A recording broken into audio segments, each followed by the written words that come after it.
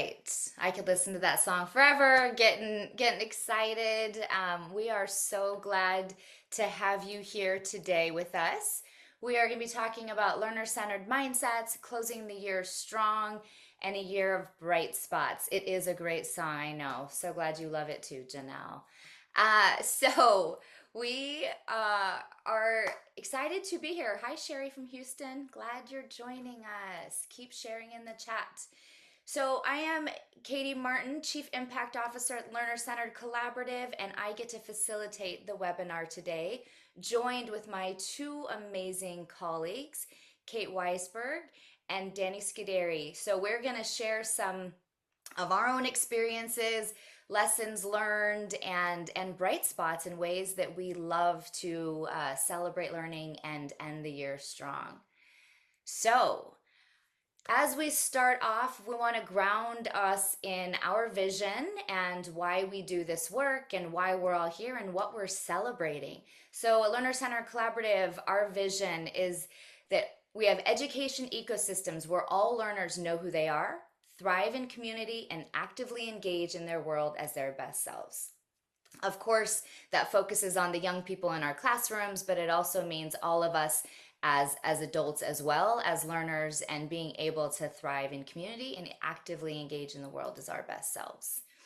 The way that we organize our work and share really our framework is in this learner-centered ecosystem, grounded in the whole learner outcomes that we really aspire to develop in our learners. And based on those outcomes, we really support learning that advances those outcomes and develops meaningful learning experiences that help to develop those outcomes.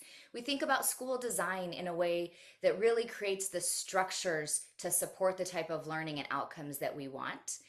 We attend to the enabling conditions that make sure that we have the systems and growth and development that we want to see, the alignment in our systems to get to those whole learner outcomes.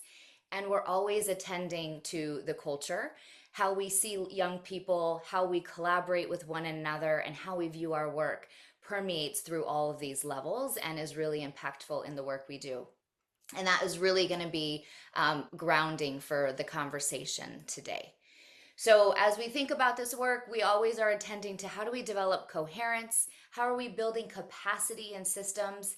Co-designing with learners, with communities, with the educators to do this work that matters most, and ultimately measuring what matters and understanding our impact. Many of you are here. I see Bobby Ann that just joined us, Mark from Bethlehem, PA. Our partner network spans across the United States. And Pam, I just told the team we got to add a dot for Montana. So we continue to connect the amazing educators doing this work around the country and learn together. And that's why this network approach is so powerful. Not one team or person can do it all alone. It really requires us to work together and collaborate and learn in community. And this webinar is one of the many ways that we love to bring people together and share the work we're doing. So this quote from Margaret Wheatley really grounds the work that we do at LCC, and we come back to it often. So without reflection, we go blindly on our way, creating more unintended consequences and failing to achieve anything useful. It's so important to take time to reflect, to create structures that ensure we reflect, because it's always that 10 minutes that gets left off a lesson plan or at the end of a workshop. So we want to make sure to really embed it so that we can do this important work of reflecting so we can improve and get better. So I want to invite my amazing panelists today, Danny and Kate, to share their kind of practices for reflection, their favorite practices, and ways that they make time to reflect. Danny, can I start with you? Say hi and share your favorite practices. Of course. Hello, everyone. I will start by saying, I think reflection for me, first as a teacher, then as an administrator, and now at LCC, I've always seen it as a skill. It's something that I've needed to practice, especially reflecting on bright spots. It's so easy to get caught up in reflecting on all of the things I did wrong or all of those sticky moments. And so for me, it started as a means to find balance, and I've continued that through my work here. And I think that's one of the reasons I love the work that we do is really elevating the bright spots in our partner schools and districts. And I will say for me, one thing that I really find to be helpful and important is providing some structure to that. I tend to think of, the school year in chunks, whether it's quarterly, semesters, or at the end of the year. And in these periods of time, as much as I will naturally lean into what doesn't feel good about, things that happened, really trying to hone in on what was I feeling or why was I feeling so good and what was going on then. So usually I'll start with that feeling and then I will go back into a trusty notebook and correlate that with some notes that I took and really try and hone in on what are some really specific areas, some specific bright spots that I can feel good about, and usually that pertain to a lot of other people, and then engage other people in that reflection process as well to kind of spread the love if you will. But for me, it always starts with a sense of structure and balance, because it's really easy for me, as I assume for many others, to kind of focus on the negative. It is so important to celebrate, and to celebrate some small moves as well. Awesome. Thanks for that reminder, Danny. Kate, what about your favorite reflection practices? Yeah, Danny, I love that you called it a skill. I think it's so true to think of it as a skill that we have to hone. And like you were saying, Katie, too, it's easy to skip it, and it's tempting sometimes to skip it and just to sort of plow forward. When I first started teaching sixth grade, I was mentored by my own fourth grade teacher who I had as a fourth grader who is a lifelong friend. And she helped me set up my classroom and gave me a bunch of supplies, and she handed me a journal and she said, "You need to write in this every day after you're done teaching, even when you don't feel like it, even if it's just a couple of sentences. Like, you need to sit down, what went well, what was hard, what are you thinking about for tomorrow, and take that time to reflect." So that was instilled in me in like my early 20s, early on in my teaching career. I think one of my favorite reflection prompts that I like to use in my own practice and with others, is the three frame: I used to think, and then Hmm. I saw, and now I think. It's a really powerful three frame prompt to get folks into a reflection space, and is a good one. I Yeah, love that. Such a great prompt. And I think like you said, the taking the time, writing things down and creating that structure is really helpful. And it's so easy to just bypass, but it's so important. So we're going to take a minute and invite you all to just think about your mindset. So this is your own moment to reflect. Mindsets are so critical. And so, as we share all these examples with you today and cultivating and celebrating these bright spots, we want to think about your mindset and how we go into this work, how we see learners and how we see the possibilities really shapes those interactions and ultimately what's possible. So, our friend and colleague Meg Perry wrote this beautiful blog that we just put in the chat, really talking about these mindset shifts. And I love these ideas of moving from fear or doubt to trust, moving from controlling to empowering, from compliance to a mindset of engagement, from judgment to curiosity. This is one I constantly am cultivating. From constraints to possibilities, and efficiency to humanity. So just take a minute. You don't even have to share. And I just want you to think about which is a strength. Where do you feel like, wow, I really feel like this is a strength of mine? And where is there possibly an opportunity to grow? For me, this is always a good frame that I love to think about. What is a strength and what's an opportunity? So take about a minute, write it down as Danny shared with us. Danny, do you have one that's a strength of yours while they're writing it down? Oh yeah, let's see. I would go. I love seeing the possibilities. I think as we do work with so many educators, so many adults, walking into any one school, walking into any one room, uh, to me, it's just filled with possibilities. And I love leaning into that naturally. And I love that we help cultivate that in the work that we do. But to me, uh, I'd like to see it as a strength of mine. I concur. Kate, what about you? I concur too. I think that's definitely a strength of yours, Danny. Um, one that I've been thinking a lot about in recent times, working with different systems, different schools and districts, is that first one, moving from fear or doubt to trust.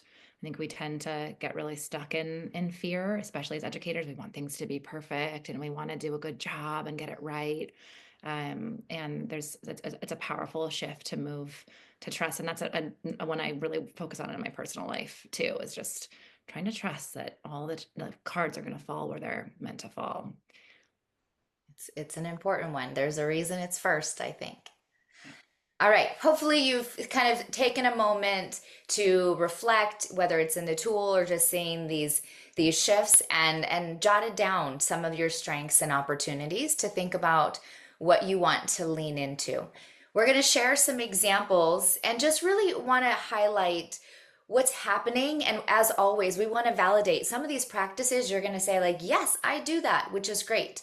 And so we want to make sure that you're, validating these practices, but also inspiring you to think about some new ones. So I'm going to ask Kate if you want to take a minute to share about some of these examples of how we've seen systems think about these micro celebrations and reflections, whether it's in professional learning or in their classrooms. Absolutely.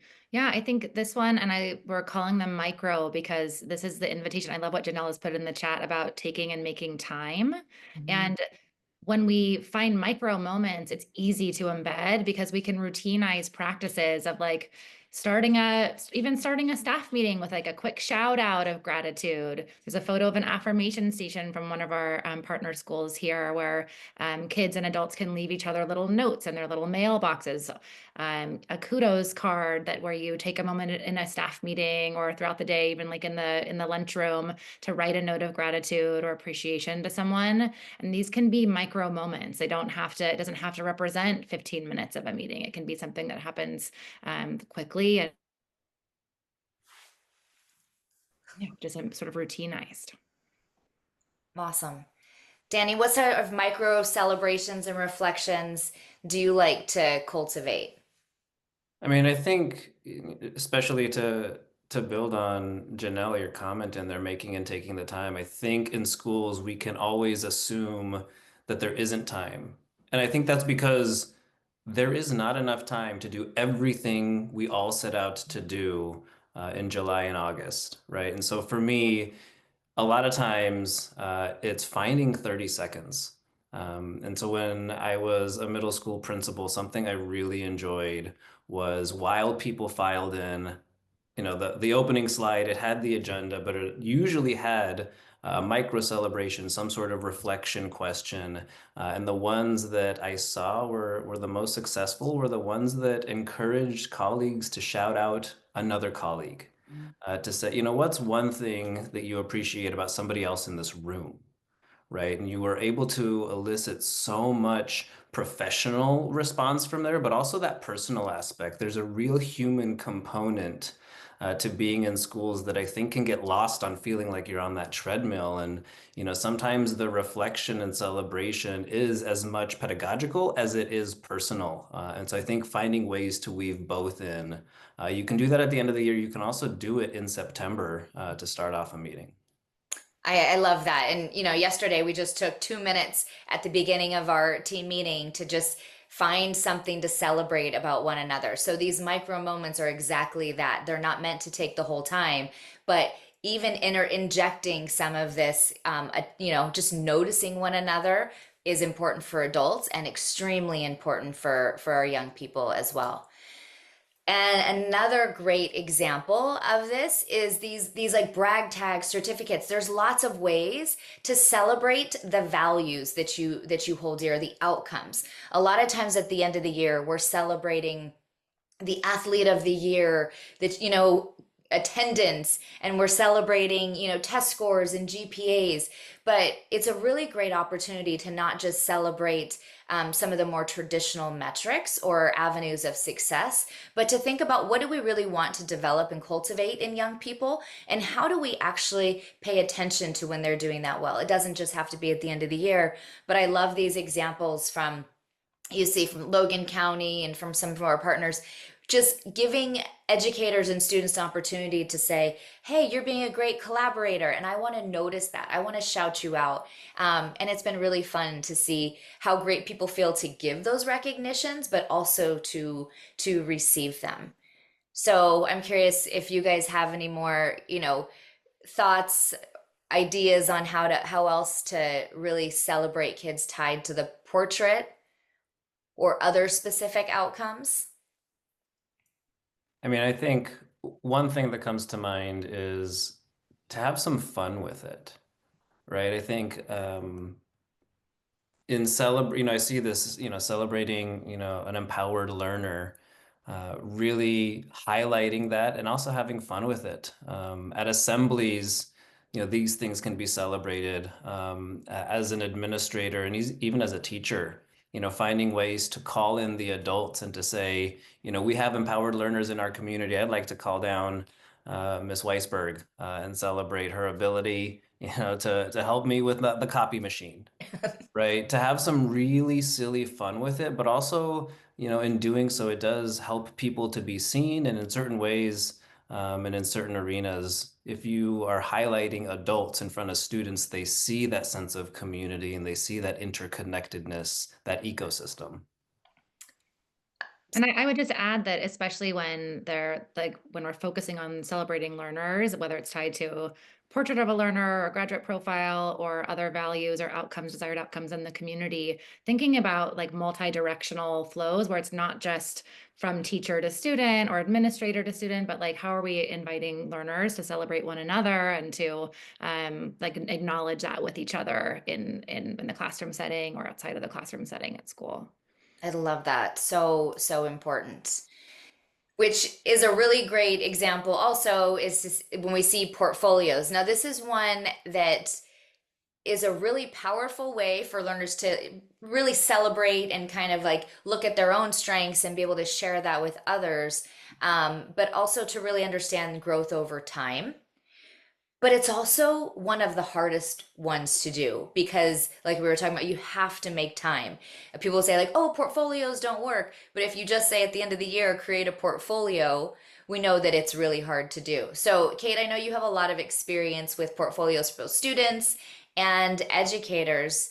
Do you want to share some of maybe your tips on how to create some really lively or, like thoughtful portfolios that actually do showcase students' work?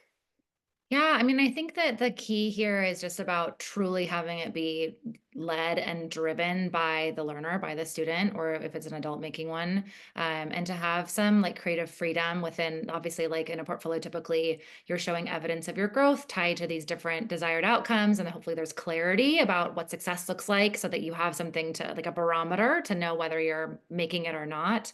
But then to have a lot of creative freedom to look back over with the organic nature of it is what its power is. You're looking back over the course of the year and you're saying, where is a concrete piece of evidence that shows how I'm an effective collaborator? What did I do this year that really showcases that? And how can I tell the story of that with a photo or a picture or a video? And then how do I curate those pieces of evidence across the portfolio and giving learners a lot of leeway, putting the onus in their own hands to curate it and to decide how they want to tell their story.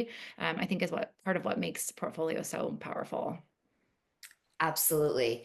And using these portfolios is a really, kind of curating these and being able to have students lead their own conferences and talk about and celebrate their growth. Danny, I'd love to hear kind of your thoughts and where have you seen these be super successful? What's the impact of student-led conferences? Oh man. I think I'll start with right now we're looking at a photo of Conway Elementary School. And there are students as young as kindergarten engaging in a student-led conference. I spent a lot of my time, my teaching career as a middle school teacher, and I thought that it was so hard to do. And in some ways it is, sure. And, it's so empowering to get students to speak about their own learning. And I'd say one of the biggest benefits is a lot of times, even through middle and high school, it can feel very daunting to the students, but addressing it incrementally, kind of breaking that down like any other big project, breaking it down, and speaking to the skills, and reflecting back to the students along the way, that they have been doing this the whole time, that they are simply reflecting back what has already been done. That in and of itself is such a powerful learning tool.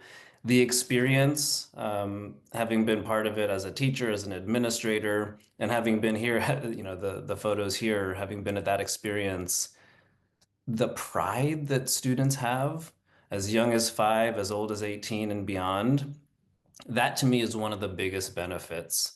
And then on the back end, there's a lasting impact of I did something super hard, which is speaking to the adults I care about the most. Mhm. And that again is super daunting, and students are able to do it.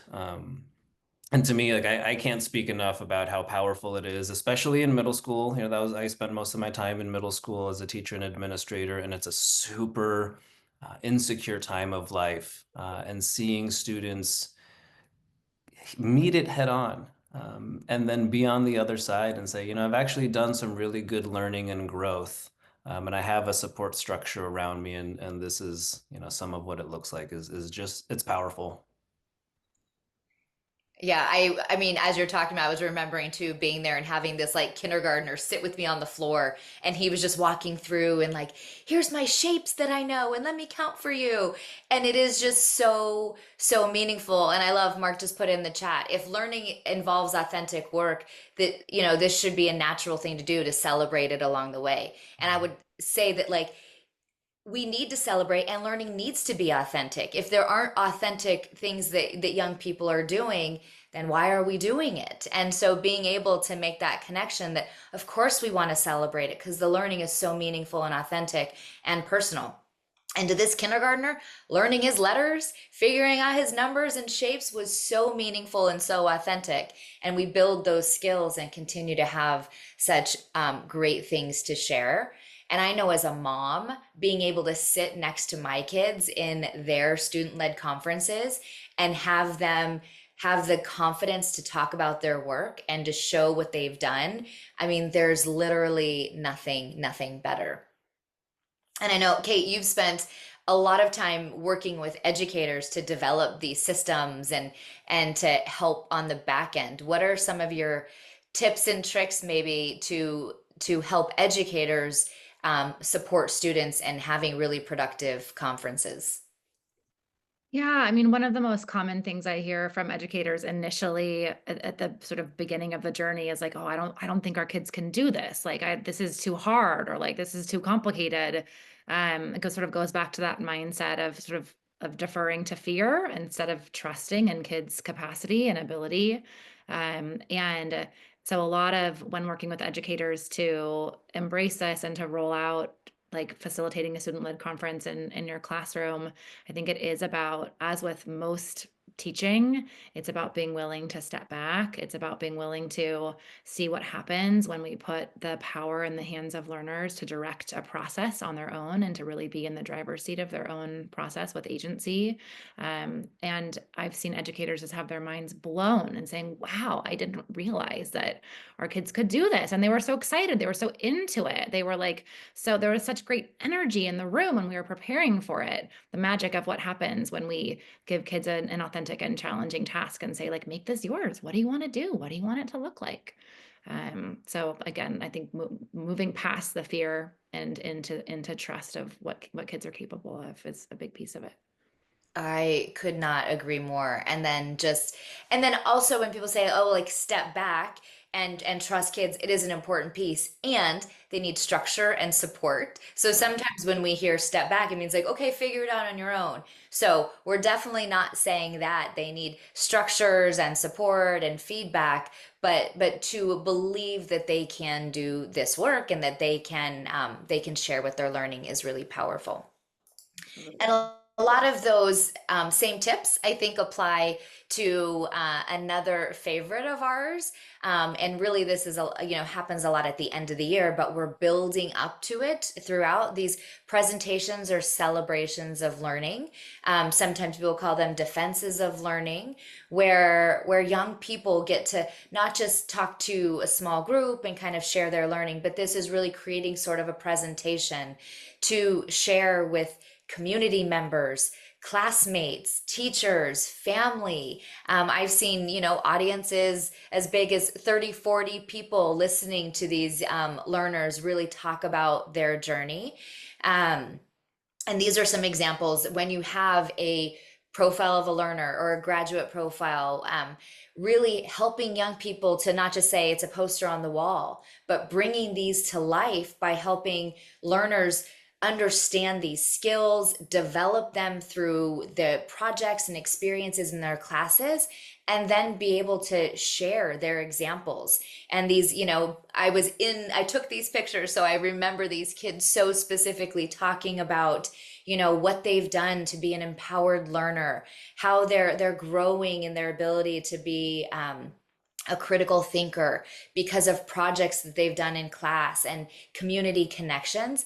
And one of my favorite things is to watch teachers let go, as Kate said, and really, see their students stand up. And they always say, I never knew that much about that student. After 5 minutes, I learned so much about this young person. And I'm like so much more inspired to create more authentic projects so that they have more to talk about in their work. So, Kate, I know you've also, supported a lot of systems to think about their presentations of learning.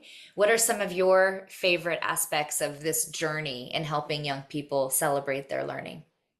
Yeah, I think similar to what you were saying about student-led conferences, it is really important to have scaffolds in place, and kids have to learn how to do this. I used to do presentations of learning with my own students, and the first year I did them, I realized like these are kind of robotic. It's like my name is so and so, and the first thing I learned is this, and so actually getting students to get to a level of depth and complexity and nuance in the way they're talking about their learning requires like some explicit practice in teaching them how to tell stories, teaching them to really use evidence, specific evidence to share their growth, holding them accountable for ensuring how they're showing the alignment with the desired outcomes, whether it's a standard or whether it's an outcome from a learner profile. Those scaffolds need to be in place so that you don't get the sort of like robotic, uh, but they have opportunity to practice and really get some great depth with their sharing. And I've seen such phenomenal. I think it also just builds the kids who I used to work with who had to do this year over year would talk about how that when they got to college, they didn't even break a sweat having to stand up in class and talk, that it was just such a natural thing that they've already been through the adrenaline and the fear and sort of worked through how scary that can be starting at, age 6 or age 10 or whatever through their high school experience. And it really prepares kids for effective public speaking too. It's a cool sort of side benefit of doing these. Yeah, I'm so glad that you brought that up. The preparation. Sometimes we say, you know, my kids are horrible at public speaking or they're so afraid of it. So we shy away from it or just like make them do a 1 minute presentation without actually developing the skills and the practice.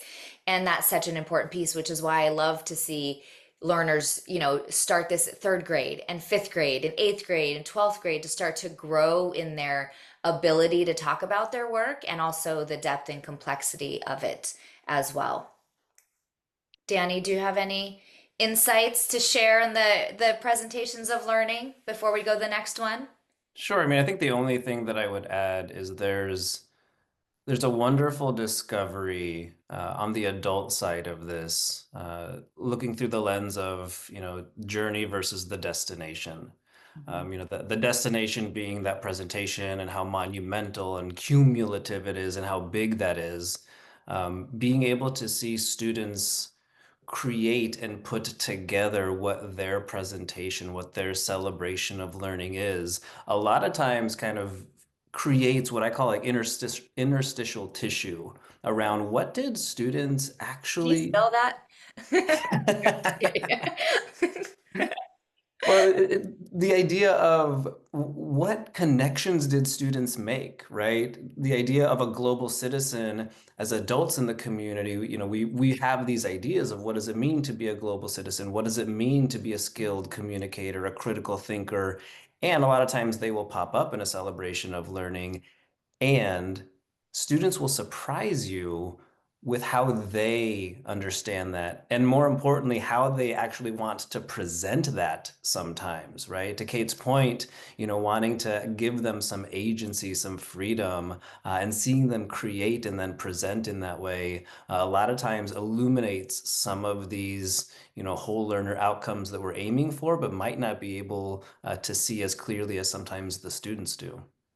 Yeah, I love that. And we learn with the students, and we all, as we see what they present, we're like, I didn't even know that you got that from the project, or I didn't even know that was possible. So it's just so great to hand it over to learners to talk about their journey and to be able to just listen and learn along with them. And I think the last one that we really want to share in terms of being able to celebrate learning is this idea of you exhibiting, sharing your learning. And as Mark said earlier, that when learning is authentic, it should just be such a part of the process. That authentic audience to be able to say, like, my work means something, and so I want to curate this and share it in a way that really helps people understand what I learned, but also you learn through the process as well. And so being able to exhibit that learning, my son told me a while back, Mom, it just feels so much better to do work that people see and experience. And I literally could not agree with him more. And when we see young people getting to celebrate their learning and be celebrated for it, it's very, very cool. So we have two examples here that I want to highlight. We have the Logan County, the group of first graders. Were testing bubble gum, and they were making it and doing all these experiments on who could blow the biggest bubble and what it meant. And they were having so much fun, and they got to share their insights with a group of people.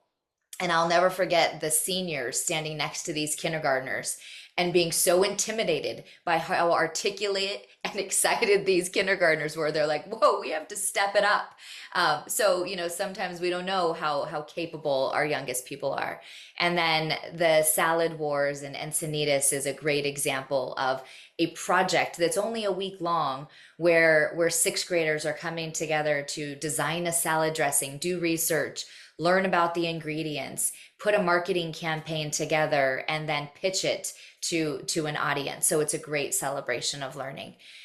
So I'm going to kick it back to you, Danny, and kind of share some of your insights on these types of exhibitions and doing projects that allow us to celebrate learning. I mean, I think you said it best. It allows students to show their community, the learning that they've been engaged in, right? That authentic learning. So there's, to me, the two benefits are that one, that community building aspect to it, that everybody gets to see, gets to celebrate, gets to be a part of, what was a journey, but now is, this exhibition. And I think within that, it gives other students many times something to look forward to, right? Sometimes these projects change year over year, and sometimes they're small tweaks here and there, but it builds an excitement, a momentum that can carry into the coming years for different learners in the community. And for me, it's all about that togetherness and that celebration. Love it. There's no better thing than going into your child's school or community school and seeing the joy from kids and educators watching kids be able to share their joy and learning and seeing how fun it can be. I'm gonna shift us to really think about, we often talk about what we want to do for students and the young people, which is critically important. But we really believe that if we want to change how students learn, we also have to change how educators learn. And so we spend a lot of time thinking about how do we create these opportunities for the adults to celebrate bright spots, to kind of unearth these great practices, but also really think about cultivating the mindsets throughout the year and just celebrating the work. So, one practice that we find really helpful is get out in the buildings, walk around, see what's happening. So, Kate, I'd love for you to share some examples of ongoing learning walks. What do they entail? What happens? What do we learn? Yeah, yeah. Learning walks are one of my favorite tools for celebration and reflection with educators, from whether it's with teachers or leaders or combinations of both. The idea is like deprivatizing what's happening in classrooms, opening up classroom doors. Obviously, this looks different in different systems, and some systems have more of a culture of this than others. So sometimes it's about an email out and getting a group of teachers to opt in to be part of the learning walk. Sometimes we go into places where there's a culture of just sending an email out with an FYI that a learning walk is happening. It's about shifting from a culture of evaluation and compliance to instead a culture of really like being ethnographers of the community who are focused on trying to find the bright spots, trying to find strengths to build from and to look at the conditions that are working so we can build upon them. So we travel in small groups, from classroom to classroom, depending on who's opted in or who's participating. Usually we will leave a note of celebration for the teacher right there and then. We'll do a little huddle in the hallway outside, talk about what we saw. Sometimes we'll have some look fors.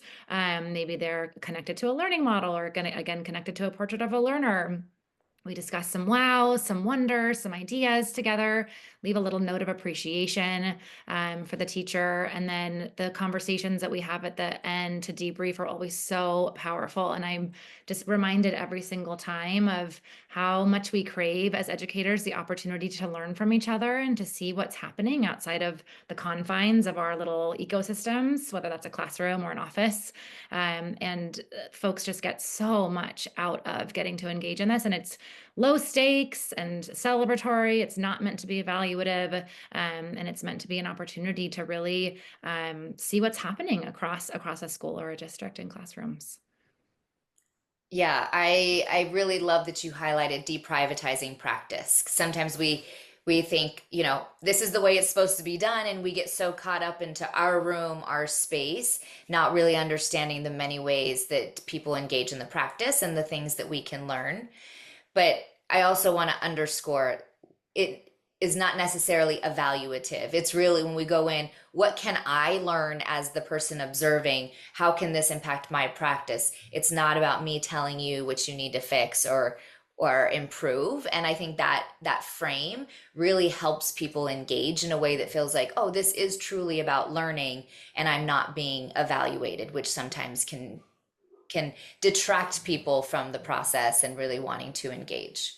Well, and I think that we have a lot of sort of most educators can remember the feeling of someone walking into your room in the middle of a time when you're like, not now, like go away. This is the worst possible. So we talk about that before we go on a learning. We talk about how vulnerable it is.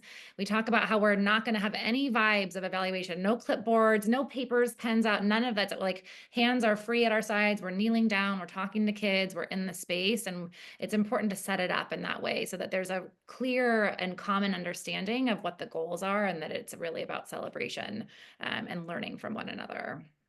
So powerful. So another thing that is, or practice, I would say that it is really powerful is we talked about presentations and celebrations of learning for our students.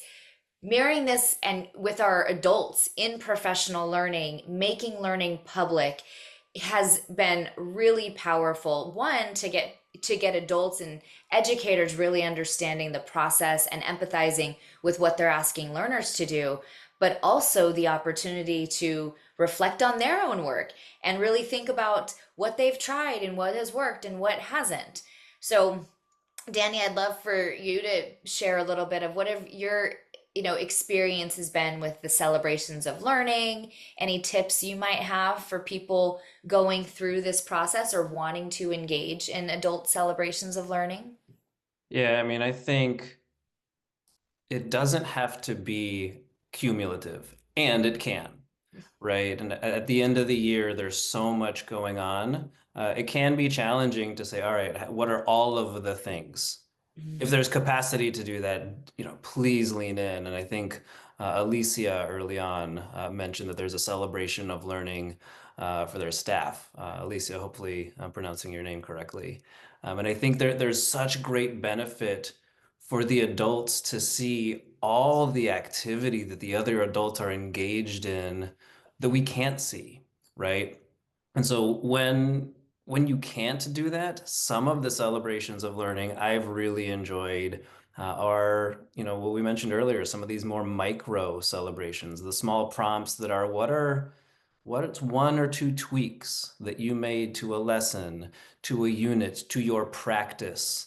Engaging, the full staff and community in the conversation. What are some of these small tweaks that went well? And really encouraging people to find some more smaller moments to build upon. But yeah, if we can, what are some of the bigger professional development experiences that we've had so that we can all grow a little bit from that? But more than anything, even in having the conversation, small micro moments, some of these bigger celebrations of learning with adults, it builds community. It gets people to understand some of the behind the scenes that we are all engaged in, but that can sometimes get lost in the shuffle. Yeah, I love that. Just making sure, yeah, what did we learn? What did we even do? What were my goals? We often set goals and then go on with our lives and forget we set the goals and aren't sure what we're doing. So this coming back to the goal setting, coming back to what we were intending to try, and sometimes saying, "Oh my gosh, I totally took a different direction, and that's okay, and here was the impact." But also saying like, "Oh, I did try this and something did work," has been something I've seen really powerful in focusing adults in their own learning and that reflection journey. Something similar, with a little twist, we did in Encinitas, and Kate, I'm gonna invite you to share a little bit. It was celebrating their learning in a sense, but also looking at like I tried a specific project, or I tried a specific project or tool, and then this is what my students did. So I love getting to see educators sharing student work and actually looking at the evidence and really exhibiting what they're doing. So Kate, do you want to share a little bit more about the Encinitas crew and kind of how they were going through and celebrating their learning? Yeah, they had been experimenting with some different teaching practices, particularly in the realm of trying to shift toward more competency-based practice. And so they exhibited, like you were describing, Katie, some evidence of what they tried and some student work. And then we got to just go around and give kudos and leave bright spots and celebrate each other's thinking. And it's so powerful to feel seen and to feel celebrated by colleagues. I'm just always struck by how the sort of mood or vibe in a room can shift so quickly. Experience this over and over again, especially right now, this time of year. There's so much going on. There's a lot of budget uncertainty and lots of different things happening at the end of the year that are stressful. And the neurology of what happens when we pause to celebrate our wins and to celebrate what's happening. It builds resilience in us. And we know that like from science, it like increases serotonin to do this. It like calms down our amygdalas. It like primes our brains to learn more and just changes the energy in a space so profoundly to make the time to get to share and also celebrate each other. So such a powerful practice. Absolutely. And it's not just for students, it's not just for educators. Working recently with charter school leaders in Hawaii, they were able to do their own celebrations of learning. They were looking at data, they were looking at their outcomes and really measuring what matters in their system. And we've been working as a cohort for years.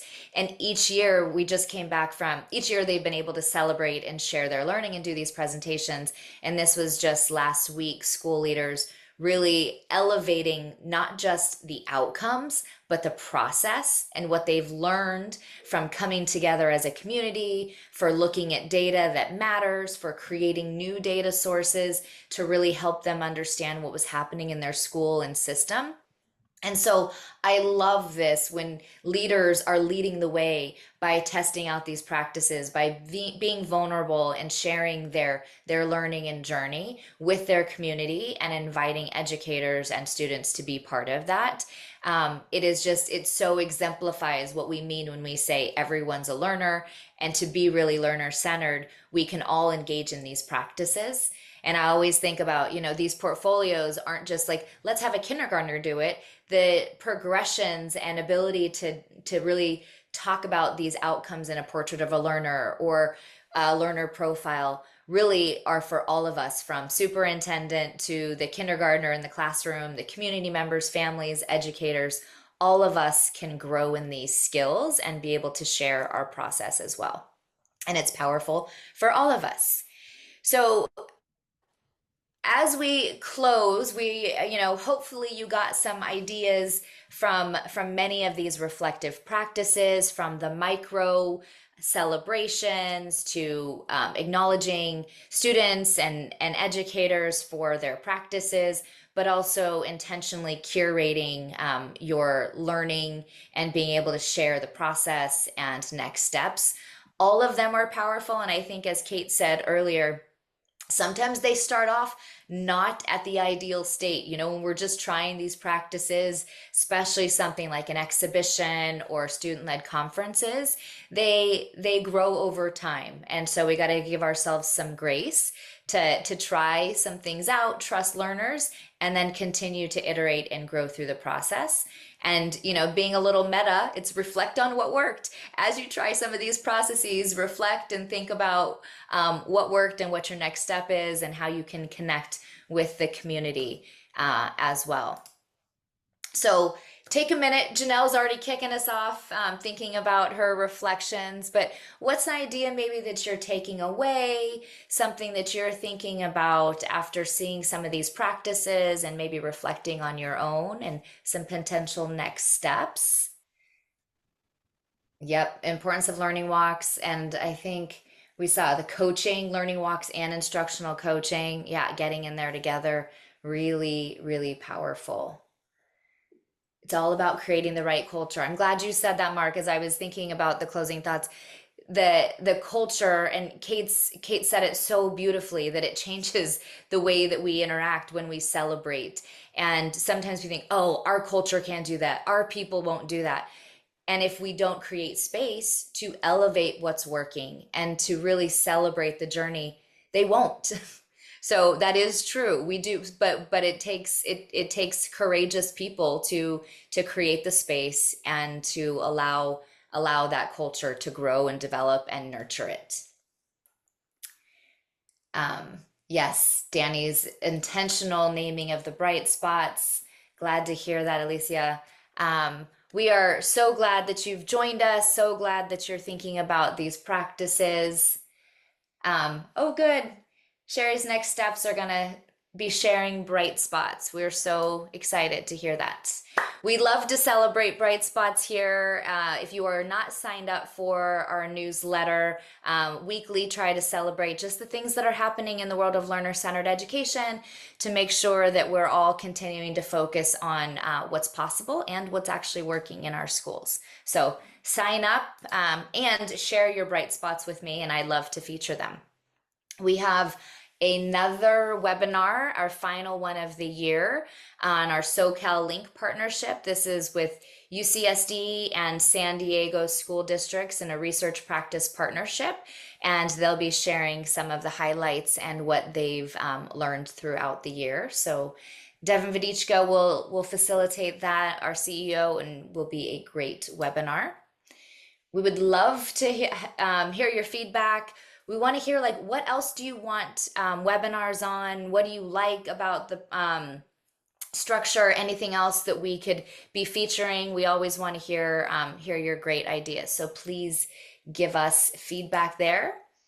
And as always, there's resources that we are curating to support learner-centered practices. We have blogs, we have podcasts, we have tools, strategies, many that we shared in the link today. And these are just for you to continue to cultivate energy and momentum and excitement about learner-centered practices and what's possible.